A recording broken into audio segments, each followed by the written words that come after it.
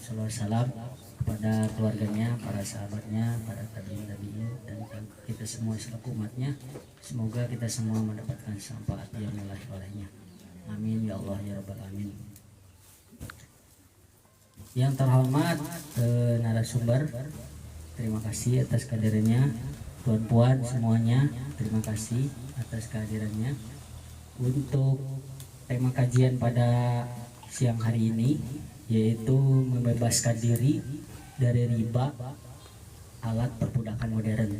Ini yang tema yang begitu luar biasa dan sering diungkapkan, namun kita semoga dengan hadirnya di kajian hari ini kita semua bisa memahami apa masalah utamanya di zaman hari ini. Untuk mempersingkat waktu, saya persilakan kepada Yang Mulia Amir James Ewji. Kami persilakan. A'udzubillahi minasyaitonirrajim. Bismillahirrahmanirrahim. Asyhadu an la ilaha illallah wa asyhadu anna Muhammadar Rasulullah. Wala haula wala quwwata illa billah. Assalamualaikum warahmatullahi wabarakatuh. Para hadirin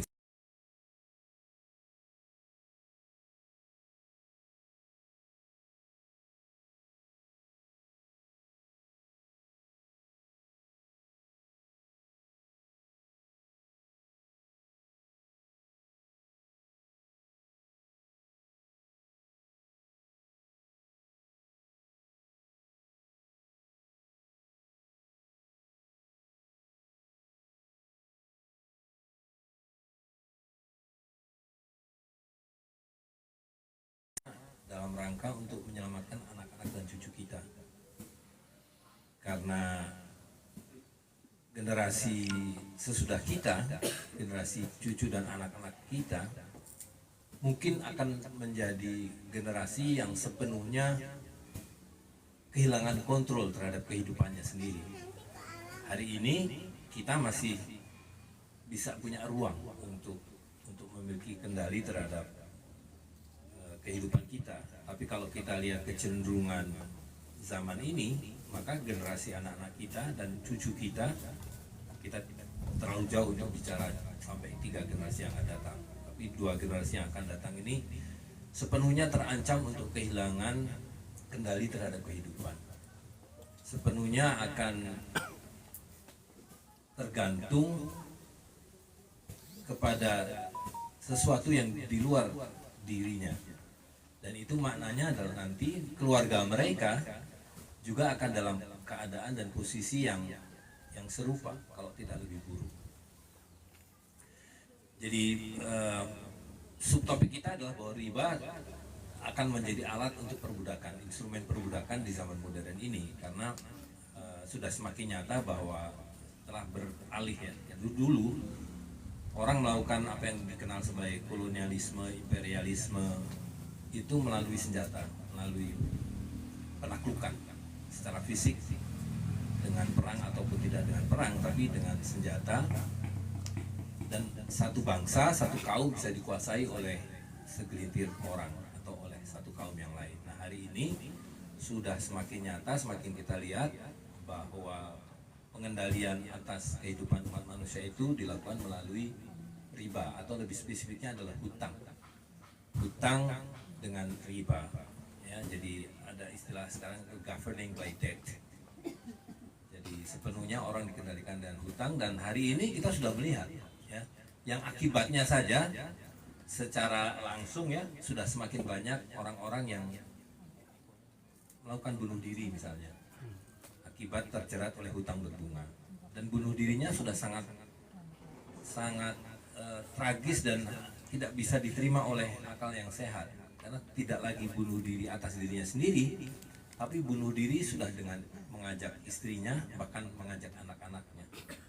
Jadi sudah kejadian bukan hanya sekali ya kan, dan ini untuk menunjukkan bahwa betapa zalimnya dan jahatnya hutang berbunga ini, yang tidak lain adalah akibat dari riba.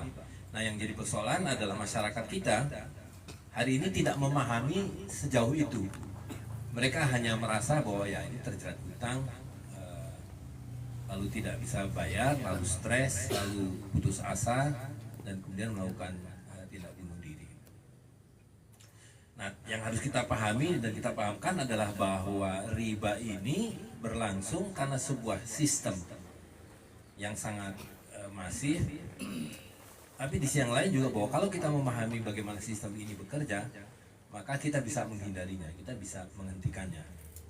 Gitu. Jadi yang termutakhir misalnya seorang menteri, jadi menteri artinya menteri itu kan pejabat publik yang harusnya menjadi bagian dari misi sebuah pemerintahan, yaitu melindungi dan mensejahterakan rakyatnya.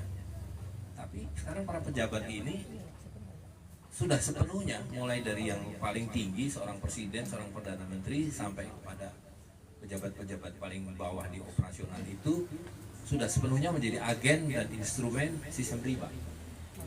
Jadi seorang menteri ini mengatakan bahwa ya nanti ke depan ini anak-anak kita ini kuliah ya biayai saja dengan hutang. Dan lebih spesifik lagi dia mengatakan hutangnya adalah pinjol. Nah, ini satu instrumen hutang yang lebih jahat lagi karena kita tahu bagaimana manajemen pinjol itu membuat orang tadi bukan hanya sampai frustasi putus asa, tapi bisa jadi kehilangan harapan hidup. Gitu. Jadi bagaimana riba itu bermain dan sekarang diterapkan mulai dari bukan saja kehidupan sehari-hari orang untuk membuat rumah dia harus berhutang, punya kendaraan harus berhutang,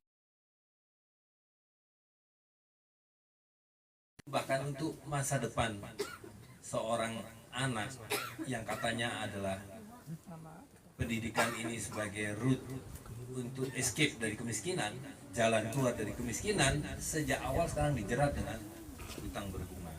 Dan itu melalui yang lebih mengkhawatirkan lagi adalah melalui pinjol. Kita tahu bahwa karakter pinjol ini selain bunganya yang luar biasa tinggi, tapi juga cara-cara mereka menjerat nasabahnya itu dengan cara-cara yang tidak baik lah. Dan kalau kita lihat sekarang data sudah mulai bermunculan di banyak kota-kota besar, itu sudah ratusan triliun nilai pinjaman melalui online ini, dan dalam waktu dekat lagi akan masuk untuk anak-anak yang membayar kuliah. Jadi SPP atau sekarang namanya KUT ya, UKT itu sudah dibuat begitu mahalnya karena pemerintah tidak lagi punya space untuk mensejahterakan rakyatnya, untuk memberikan subsidi bagi pendidikan. Jadi pendidikan yang semula dianggap sebagai hak warga negara tidak ada lagi hak. Sekarang pendidikan adalah sebuah kemewahan gitu, dan karena itu pemerintah tidak lagi merasa perlu memberikan subsidi karena sebagian besar kebutuhan pemerintah sekarang ini adalah untuk membayar hutang berbunga kepada para rentenir. Nah, jadi seluruh beban itu dialihkan kepada masyarakat. Jadi yang dulu selalu dikatakan bahwa pemerintahan ini atau sebuah negara didirikan untuk mensejahterakan rakyatnya, welfare state, konsepnya itu sekarang tidak ada lagi. Sekarang sepenuhnya pemerintahan itu adalah service delivery, ya, memberikan jasa-jasa yang diperlukan oleh masyarakat. Jadi semuanya hanya bekerja secara rutin untuk mengurusi gorong-gorong, mengurusi layanan-layanan jalan, sampah dan seterusnya, yang sepenuhnya kemudian dialihkan dibiayai sendiri oleh masyarakat. Sehingga konsep misalnya konsep tadi subsidi untuk pendidikan tidak ada lagi, dialihkan bahkan kepada pinjaman. Konsep tunjangan kesehatan dialihkan menjadi asuransi, yang maknanya adalah semua dibebankan kepada masyarakat sambil terus dibebani dengan pajak-pajak yang makin hari makin luas, makin merajalela dan seterusnya, yang semuanya adalah bermuara kepada satu pintu, yaitu adalah untuk mencicil hutang-hutang pada para rentenir.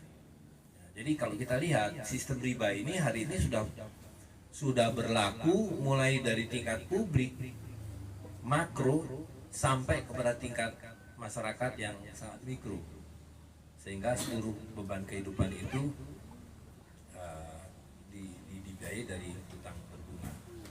Jadi sebelumnya Sri Mulyani sudah mengatakan bahwa generasi ke depan ini, entah namanya Z, generasi Z, generasi milenial dan sebagainya, tidak akan pernah bisa memiliki rumah, dia bilang. Ya. sekarang ditambah lagi bahkan ketika dia mau kuliah tidak akan lagi mampu membayar UKT, maka akan dibiayai oleh hutang berbunga gitu. Dan itu sudah terjadi di Amerika, terjadi di Eropa, dan dengan sendirinya akan terjadi juga di Indonesia. Bagaimana nanti generasi sesudah kita ini, generasi anak-anak kita dan cucu kita, itu begitu selesai kuliah dia bukan menjadi orang yang produktif dan menjadi bagian dari pertolongan pada keluarganya atau pada dirinya sendiri, apalagi pada masyarakatnya, tapi menjadi orang yang bangkrut. Begitu selesai kuliah dia bangkrut karena kemudian dia sudah harus langsung mencicil hutang-hutang kredit,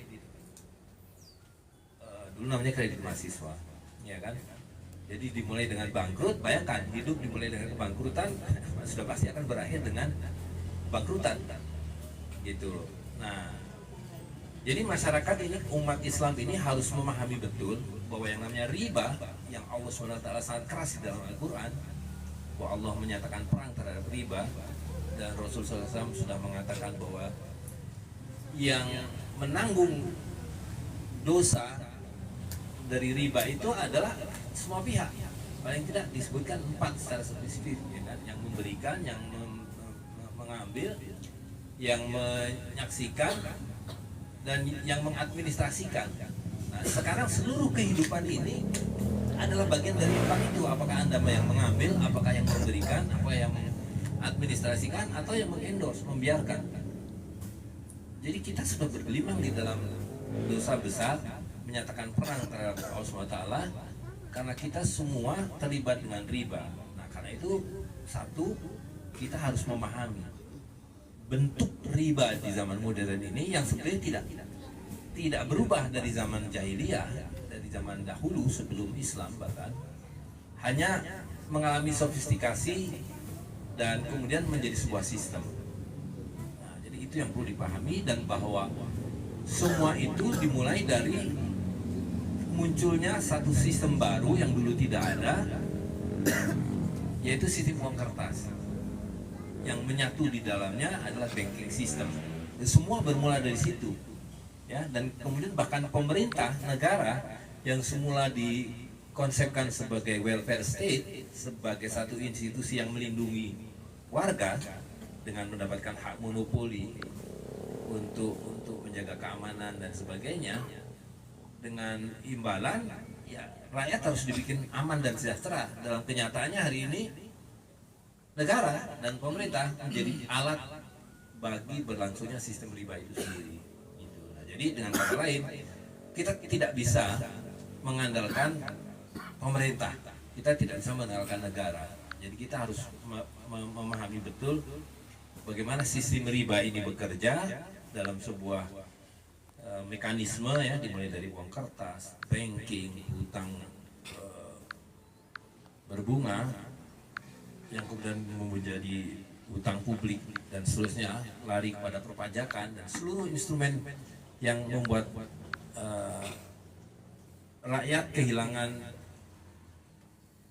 perlindungan, kehilangan pegangan, gitu. Nah, jadi satu itu harus dipahamkan, dan kita harus mulai dari diri kita sendiri memahami ini, dan ini sudah sering kita bahas, kita semua sudah paham bahwa instrumen riba par excellence hari ini adalah sistem uang kertas dengan segala turunannya, deposito, saham, sampai sekarang mengalami satu revolusi baru, fase baru yang akan sangat revolusioner, yaitu sistem digital, ya.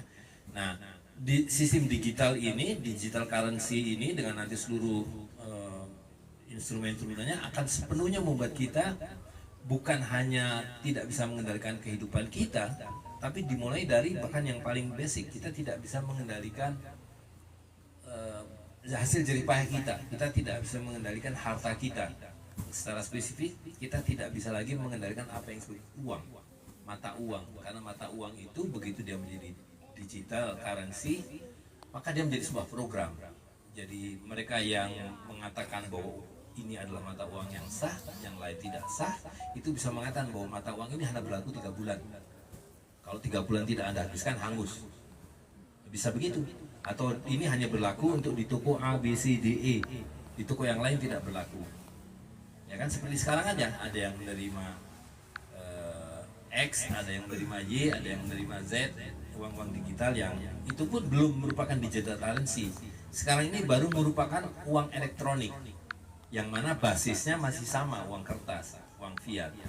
Nah, dalam fase berikutnya tidak ada lagi uang fiat, tidak ada lagi uang kertas, tapi yang ada adalah sepenuhnya pulsa, sepenuhnya adalah digital currency, ya.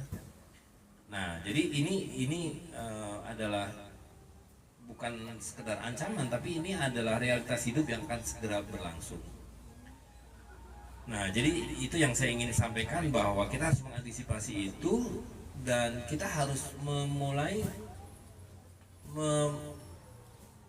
merintis jalan keluarnya, dan tidak lain jalan keluar itu adalah bukan kembali ke 1400 tahun yang lalu sebagaimana Rasul SAW dan para sahabat hidup, tetapi kita mengambil dari yang berlaku pada waktu itu yang inline atau sesuai dengan kehidupan dan fitrah gitu ya. Dan dalam hal ini kita kembali basisnya adalah memahami bentuk-bentuk riba dan kemudian mengambil jalan keluar untuk mempersempit atau keluar dari sistem riba itu sendiri. Dan itu tidak lain adalah kembali kepada fitrah, di mana yang paling basic, karena pintu masuk riba modern ini adalah alat tukar, di mana alat tukar yang nyata diubah menjadi alat tukar yang pada dasarnya fiktif gitu. Sehingga seluruh kekayaan kita, kehidupan kita hari ini pada dasarnya menjadi fiktif.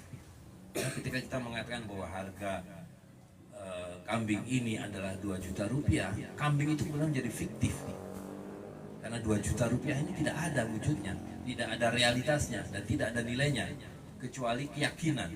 Itu kenapa disebut sebagai fiat money, uang fiat, karena didasarkan pada keyakinan.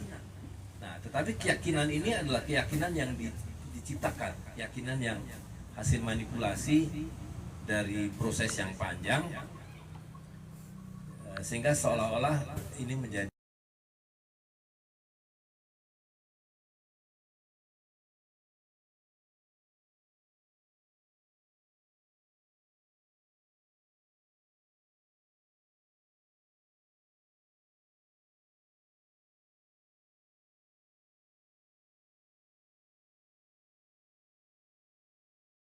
masuknya, dan di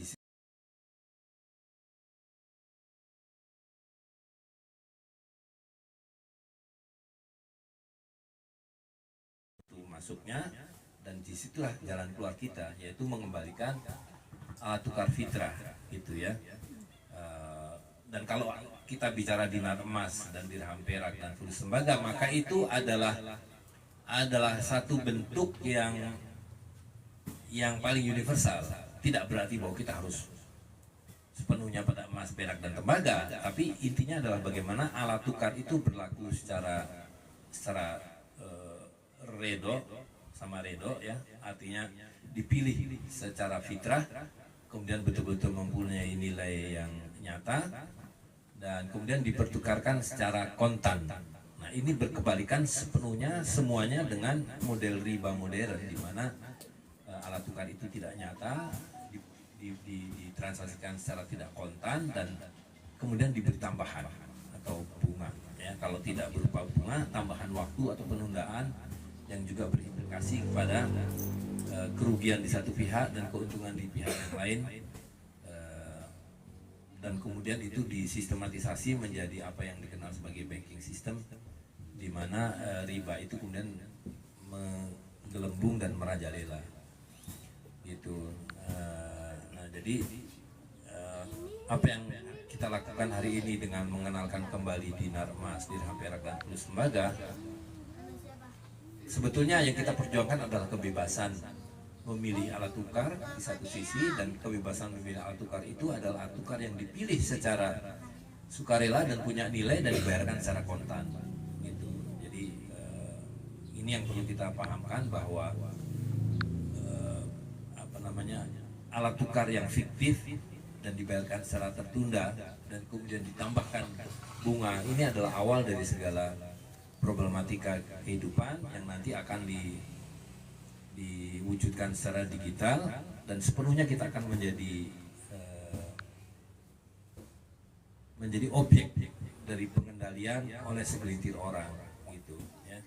Nah, jadi saya kira itu saja sebagai pengantar, barangkali nanti bisa dilanjutkan dengan tanya jawab. Assalamualaikum warahmatullahi wabarakatuh. Waalaikumsalam warahmatullahi wabarakatuh. Luar biasa pemaparan dari beliau ini tentang riba ini, memang perlu kita pahami bersama. Kita harus paham betul tentang sistem hari ini yang begitu mencengkram bagi kehidupan kita hari ini. Baik, untuk sesi berikutnya itu sesi tanya jawab. Silakan dari hadirin perempuan semuanya yang mau bertanya, tinggal angkat tangan aja dan nanti dikasih mic-nya. Silakan dari para tuan yang hadir dan puan yang hadir, silakan tentang tema hari ini ataupun di luar tema nggak masalah, bebas saja, silakan.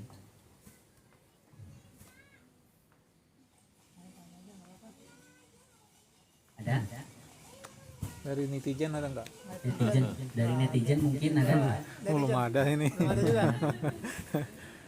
Ya boleh netizen yang mau bertanya. Barangkali saya awali dulu lah, mungkin Mewakili. mewakili dulu. Mewakili netizen. Bagaimana Mir, langkah-langkahnya untuk kita memulai keluar dari sistem riba ini? Mohon penjelasannya. Iya, pertama kita harus memahami bahwa kita sebenarnya dilahirkan sebagai makhluk yang bebas, sebagai makhluk yang punya kemerdekaan, dan karena itu kita harus menjaga kemerdekaan ini dengan cara ya perlahan-lahan membebaskan, atau bukan membebaskan diri itu kan justru tujuan kita ya. Perlahan-lahan kita mengurangi ketergantungan kita pada seluruh sistem ini ya. Jadi kita ini kan ibaratnya sudah seperti satu instrumen yang dicolokkan gitu ke dalam satu sistem yang seolah-olah kalau kita tidak berada di dalam sistem itu tidak bisa hidup gitu. Nah, jadi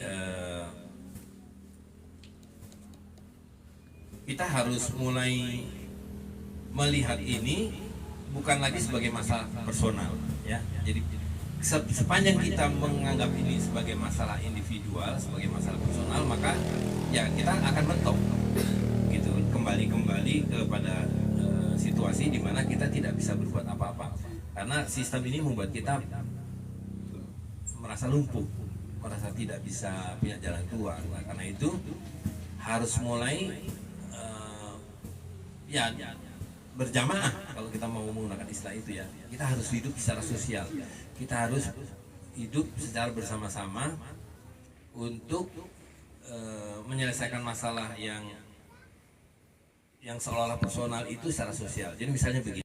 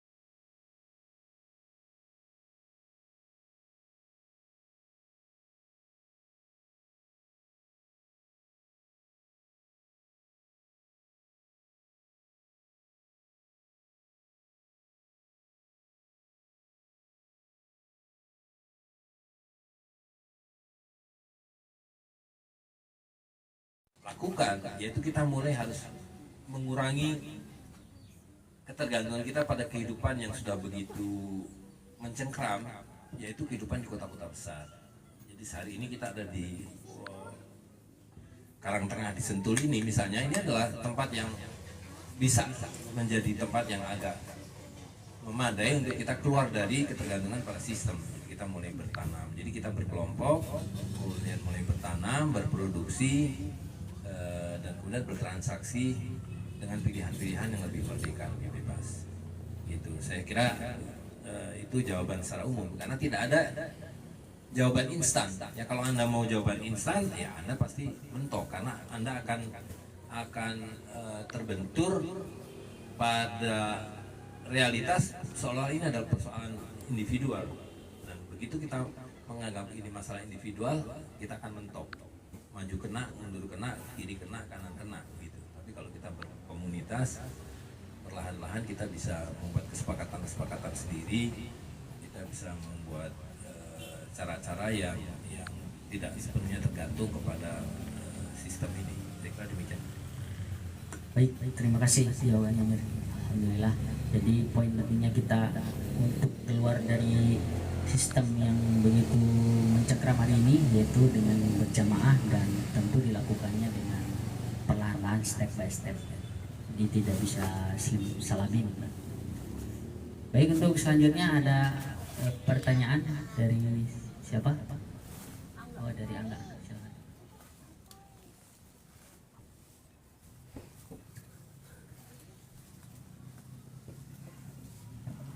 Assalamualaikum warahmatullahi wabarakatuh. Ya, sebelumnya perkenalkan, Amir, saya dari Cirebon. Ya. Saya ingin mengkomparasikan Pak dari Indonesia zaman dulu dan sekarang. Kita kan terkendala sekarang itu kan di biaya ya. Zaman dulu di perkampungan khususnya kalau pendidikan itu kan ketika tidak ada biaya masih bisa terima dari hasil tani. Untuk zaman sekarang kan mungkin agak sulit ya. Mengingat viralnya yang organisasi Muhammadiyah itu narik dana cukup besar dari bank, itu apa bentuk ikhtiar organisasi Muhammadiyah juga untuk mandiri atau independen itu? Karena kan mengingat organisasi Muhammadiyah kan banyak ya Pak ya, bergerak di bidang pendidikan, bergerak di bidang kesehatan. Mungkin bisa dijelaskan lebih detail dengan komparasinya. Terima kasih. Ya, Muhammadiyah sebenarnya adalah satu contoh ya, sebagai katakanlah sebuah komunitas besar. Sebuah komunitas besar yang di dalamnya itu sebenarnya punya potensi untuk dia otonom. Gitu. Tapi ini sekaligus menjadi contoh ketika dia sepenuhnya masih berada dalam sistem yang sama, maka tidak akan terjadi perubahan apa-apa. Apapun yang dilakukan oleh Muhammadiyah seperti sekarang ini, dia menarik satu katakanlah simpanan uang dari satu bank, kan hanya pindah ke bank yang lain, tidak ada perubahan seiota pun gitu. Nah, itu hanya mengubah dari jadi nasabah bank A menjadi nasabah bank B gitu. Tapi secara keseluruhan tidak ada sedikit pun yang bergeser gitu. Nah, karena itu Muhammadiyah bisa menjadi teladan ketika dia bisa membuat komunitasnya dan juga seluruh masyarakat yang lain. Kan Muhammadiyah tidak eksklusif seharusnya ya kan, dia melayani siapapun. Itu mulai membangun otonominya, bukan hanya sekedar secara intelektual. Maksud saya misalnya Muhammadiyah otonom karena dia bisa membuat kurikulum sendiri untuk sekolahnya, atau dia bisa membuat penanggalan hijriah sendiri dengan konsep hisabnya dan seterusnya. Tapi dia tidak sedikit pun keluar dari sistem gitu. Tapi kalau Muhammadiyah hari ini mengatakan kita sekolah-sekolah kita hari ini mulai tidak mewajibkan pembayaran UKT atau SPP dengan uang fiat ya. Tapi boleh membayar dengan padi, boleh membayar dengan emas, boleh membayar dengan perak dan seterusnya gitu. Dan apakah Muhammadiyah bisa gitu? Tidak ada yang tidak bisa ya kan. Nah, jadi persoalannya adalah bagaimana kita, terutama ya seluruh anggota Muhammadiyah, bisa mendorong pimpinan-pimpinannya itu untuk perlahan-lahan keluar dari sistem. bukan keluar dari sistem dalam pengertian kemudian melawan atau against sistem, tapi tadi kembali kepada fitrah yang sebetulnya ini persoalan semua orang, persoalan bukan hanya Muhammadiyah, tapi ini persoalan kemanusiaan ya. Bahwa hari ini manusia sudah betul-betul diturunkan derajatnya menjadi benda-benda. Jadi seluruh manajemen kehidupan ini seperti memanage benda-benda gitu, sehingga apakah itu sekolahan, apakah itu rumah sakit, apakah itu jumbo dan seterusnya, semua benda gitu. Nah, itu harus kembalikan bahwa kita ini kehidupan manusia yang bisa secara fitrah di pelan-pelan gitu dikembalikan. Jadi kalau misalnya Muhammadiyah hari ini mengatakan oke, kami akan menerbitkan dinar emas dan dirham perak dan kurus Muhammadiyah, nah tentu semua orang bisa menggunakan itu. Tapi di dalam sistem subsistem Muhammadiyah sendiri itu bisa membangun otonomi gitu. Nah, ya kan, lalu bagaimana Muhammadiyah harus punya kebijakan, misalnya tidak ada utang kredit mahasiswa, bagaimana caranya wakaf-wakaf dihidupkan sehingga beasiswa diperoleh dengan sumber-sumber yang otonom, ya kan. Sekarang bayangkan rektor ITB sudah mengatakan bahwa dia mengendorse perusahaan-perusahaan pinjol untuk membiayai kehidupan mahasiswa. Ini kan sudah sebuah kegilaan. Tidak ada lagi moralitas dan etika bahkan di kalangan intelektual gitu. Jadi ini persoalan kehidupan yang sangat luas. Dari riba itu mengubah seluruh cara hidup orang, etika orang dan seterusnya gitu. Jadi kembali ke contoh Muhammadiyah ini ya tidak mengubah apa-apa kalau dia hanya memindahkan uang-uangnya dari satu rekening ke rekening yang lain.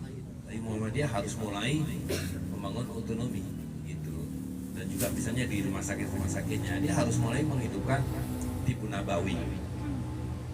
Atau kalau kita nggak mau pakai istilah tibu nabawi karena terlalu Islam, pakai pengobatan Cina atau pengobatan India dan seterusnya. Tapi intinya adalah cara-cara hidup yang tidak tergantung pada sistem riba gitu. Dan ini akan menjadi problem semua orang, semua manusia gitu.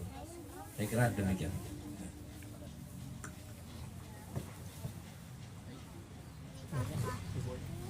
Silakan. Assalamualaikum warahmatullahi wabarakatuh. Waalaikumsalam warahmatullahi wabarakatuh. Menyimak pembicaraan Pak Jaim tadi, saya jadi berpikir, saya sudah berjuang bahasanya selama 13 tahun ini dari dirham. Saya berpikir apakah tidak ada yang bisa kita kerjakan untuk sedikit menyenggol pemerintah yang mungkin bahasanya masih bisa diterima oleh akal mereka. Jadi gerakan dinar dirham ini apakah ada yang bisa menggoyahkan hati mereka? Saya berpikir seperti itu, Pak. Sayang sekali ya, dulu kita sudah berjuang banyak, Pak ya.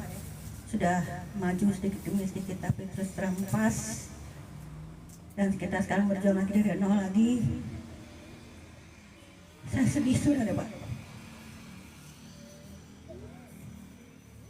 Nggak adakah yang kita perbuat, Pak,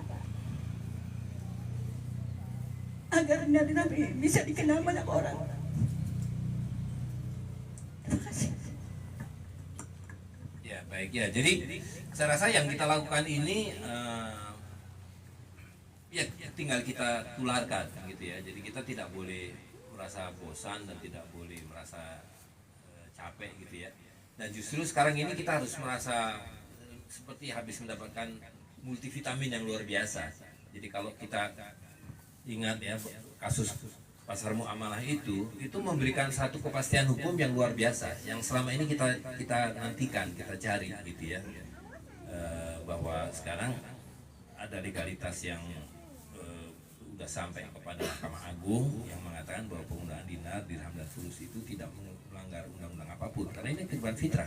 Jadi kalau menggunakan dinar, dirham dan fulus itu dianggap melanggar hukum, maka kita jual beli kedelai itu melanggar hukum, jual beli kentang itu melanggar hukum, jual beli ayam itu melanggar hukum gitu, atau barter sesuatu dengan sesuatu yang lain itu melanggar hukum.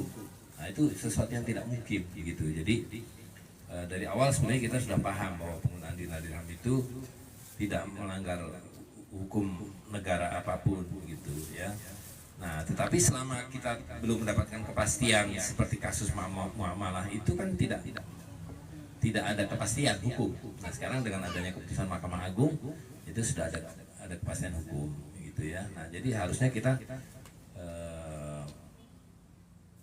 dengan apa namanya kemantapan dan semangat yang luar biasa untuk mengajak semua muslimin, muslimat, non muslim siapapun untuk kembali kepada fitrah.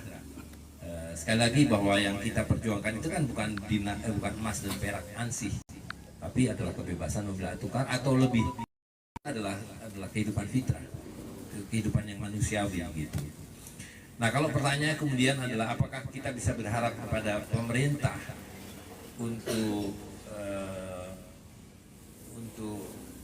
katakanlah mengadopsi ini, ada dua jawaban. Jawaban pertama adalah mungkin saja kalau pemerintah itu punya satu kesadaran gitu ya, dan kebebasan atau kemerdekaan gitu. Buktinya apa? Buktinya di Afrika Selatan misalnya ya, itu secara legal emas adalah alat tukar yang sah.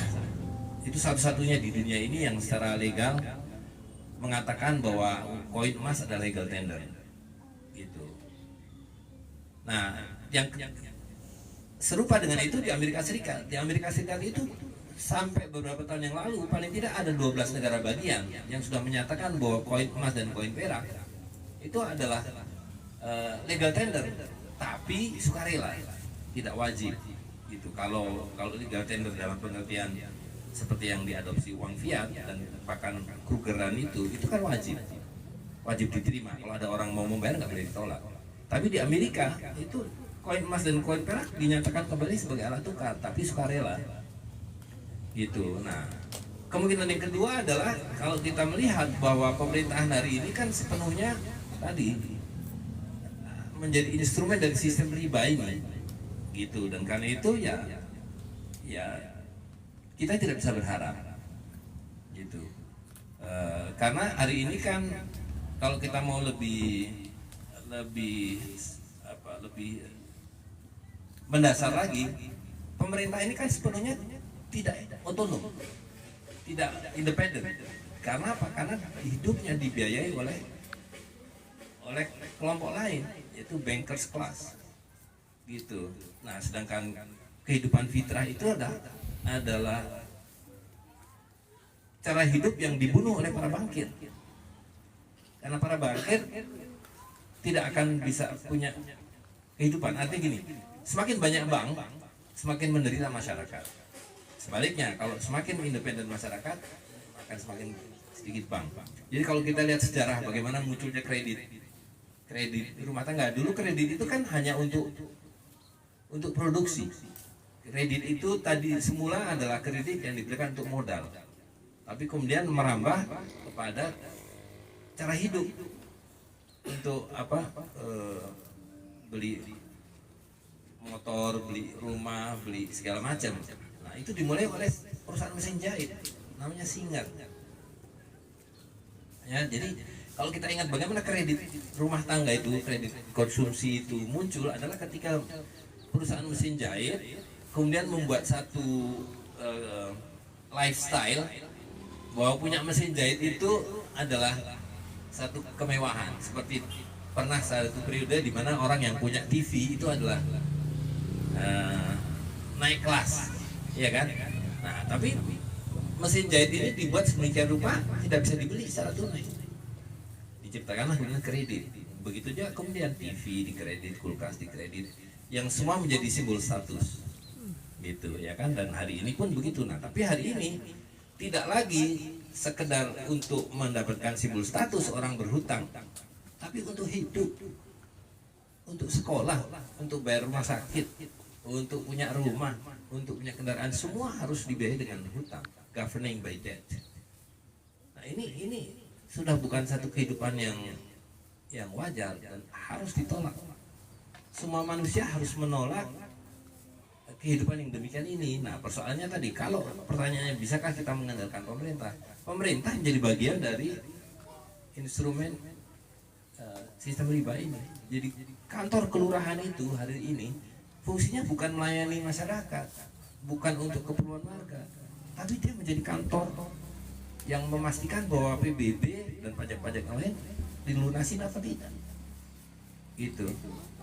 Jadi sekali lagi bahwa kita harus mencabut diri dan colokan ke dalam sistem ini. Nah, kita harus hidup secara sosial, karena sekarang ini kehidupan sosial kita dibunuh. Kita menjadi individu-individu yang masing-masing punya nomor induk kependudukan, nomor induk penduduk, ya kan, sebagai instrumen untuk mengendalikan kita. Gitu. Saya kira demikian. Jadi nggak usah risau, nggak usah gelisah, tapi kita punya tugas menyelamatkan,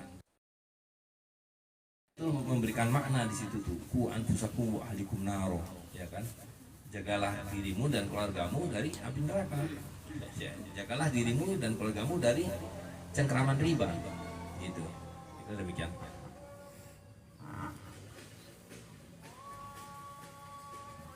Baik, terima kasih. Bagaimana Bonya? Ya, jadi poin pentingnya kan untuk keluar dari jalan sistem riba ini ya terbebaskan diri kita, lingkungan terdekat kita, keluarga kita, tetangga kita, syukur-syukur bisa meluas. Ya mulai dari itulah namanya sampai bebas.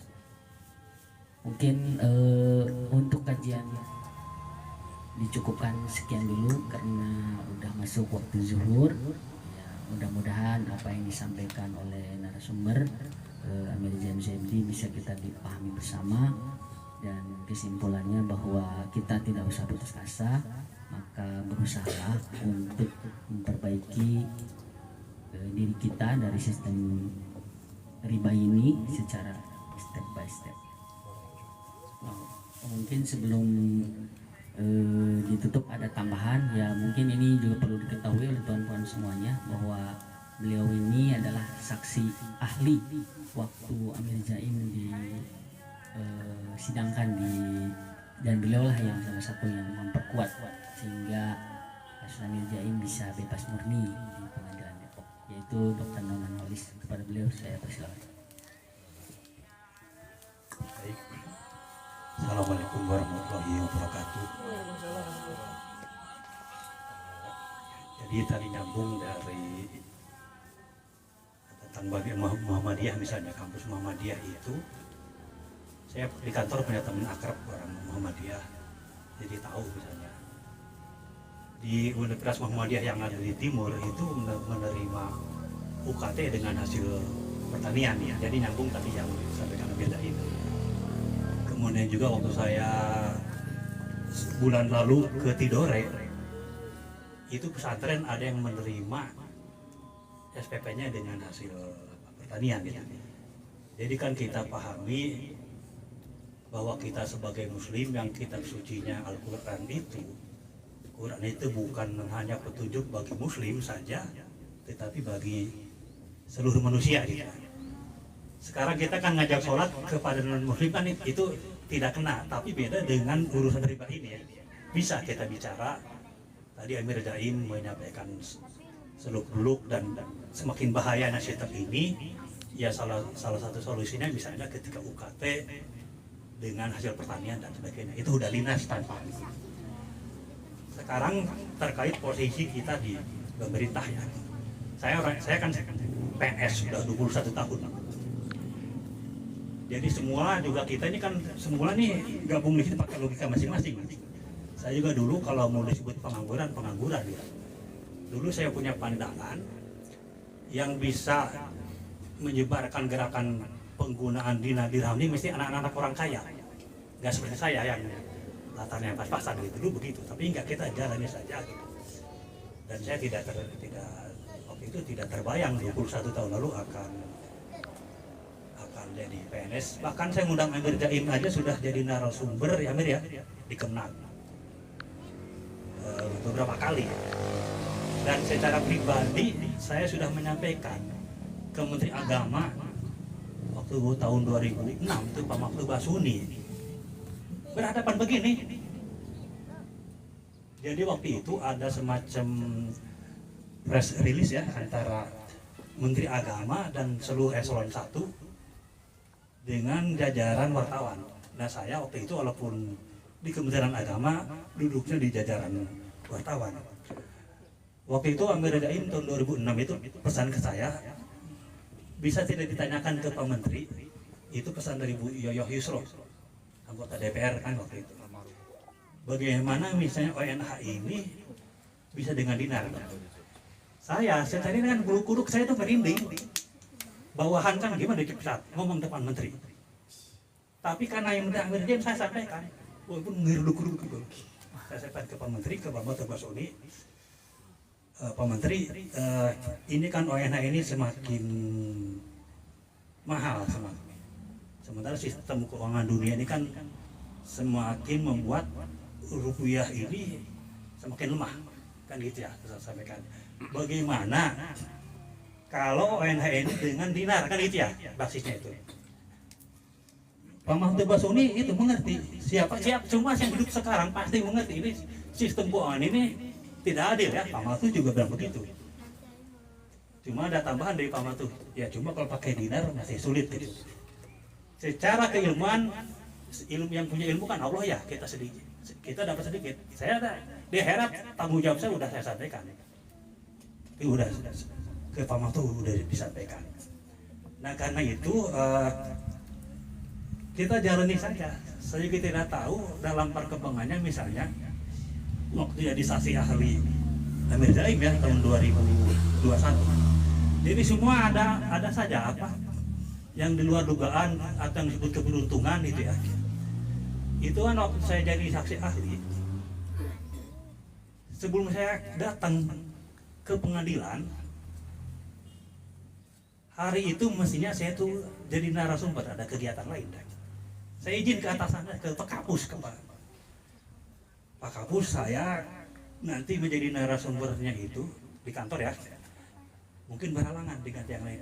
Mohon saya izin mau jadi saksi ahli. Diizinkan di WA. Rupanya begitu di persidangan Amir ya, si jaksa itu memang terdesak, nyari-nyari alasan yang lain kan misalnya. Anda kesini bawa perintah dari atasan, saya bawa tuh bawa chat WA gitu. Jadi intinya kan kita ini gabung di sini pertama artinya mengikis diri kita ini supaya katakanlah tidak merasa ada katanya, biar urusan Allah gitu. Jadi banyak hal yang memang godaan sana sini gitu. Makanya dalam gerit itu Amir ya ada apa? Wa afninaan wujudinal majazi ke wujudikan hakiki. Karena begini, siapapun ketika ada orang ada keinginan lalu jadi kenyataan, itu potensi ujub ada. Sebenarnya ketika tidak jadi kenyataan, potensi putus asa juga ada. Kita jalani gitu. Jadi dari berbagai sisi. Cuma kembali kalau masalah itu cuma saya rasa ngalami ya, ketakutan atau putus asaan, cuma mengalami itu. Kalau main sedih-sedihan gitu ya, kita ini kan Muslim dan juga orang Indonesia itu secara umum dikasih dua, dikasih din dan dikasih akal ya. Ini jangan pakai din Islam aja, pakai akal saja. Misalnya 30 tahun lalu John Naisbitt dalam global paradox itu ya, ini sudah nyebut sistem keuangan ini ketika makin digital, makin zalim, dan dia nyebut ini faktor personal gitu ya. 30 tahun lalu, tahun 94 kan dia nulis. 3 tahun kemudian terbukti di kita, George Soros kan tidak dielakkan itu. $1 2.500 menjadi 16.500 kan. Seperempat kemudian kembali lagi 16.500 personal kan. Jadi posisi negara tidak ada lah ini. Makanya kembali ke Muka Amir Daim, kita sebisa kita misalnya. Sekarang misalnya sistem keuangan yang tidak adil ini berpengaruh ke urusan UKT ya, kita sampaikan saja gitu. Bagaimana UKT itu bisa dengan bahan pertanian gitu. Lalu dengan perdagangan luar negeri ini kita sampaikan saja bagaimana dilakukan barter di zaman Pak Habibie ya. Pesawat dari Indonesia ditukar dengan beras dari Thailand ya. Saya di Kemenang itu di Masjid Al-Ikhlas Kementerian Agama itu 2 kali jadi khotib. Dan di depan saya itu ada Profesor Dr. Qadri Azizi yang alumni Amerika. Tidak ada kritik ke saya. Karena ternyata ada buku bunga rampai tentang beliau, Pak Qadri Azizi. Jadi buku bunga rampai tadi dari berbagai tulisan. Ada tulisan, saya lupa namanya, yang memang di situ menyebut petinya pakai Dina Dirham. Jadi saya, ya lagi kita menghindari ucapan kata saya, nanti kita perjalanan seperti itu. Dan kita bersyukur bisa bertemu kembali dalam suasana rileks ya. Walaupun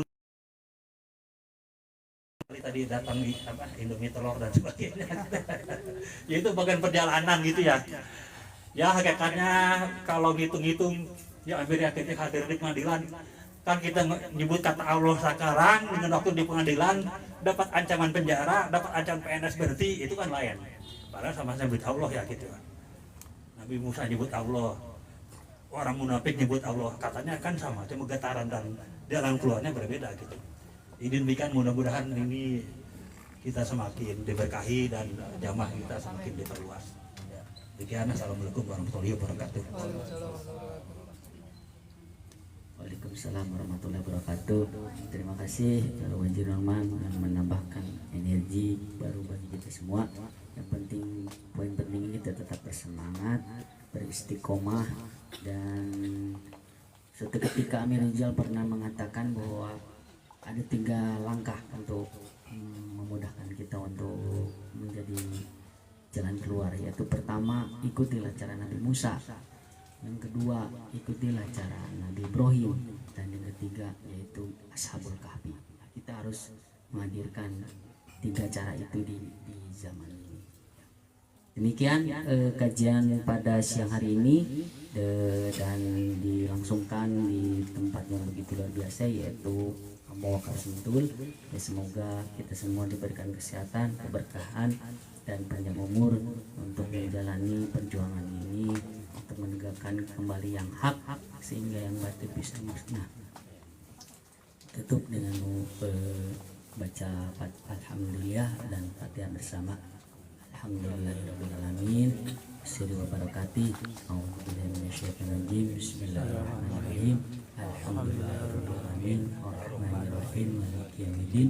Iyyaka na'budu wa iyyaka nasta'in. Ihdinas siratal mustaqim. Shiratal ladzina an'amta 'alaihim ghairil maghdubi 'alaihim waladdallin. Amin. Subhana rabbika rabbil izzati amma yasifun.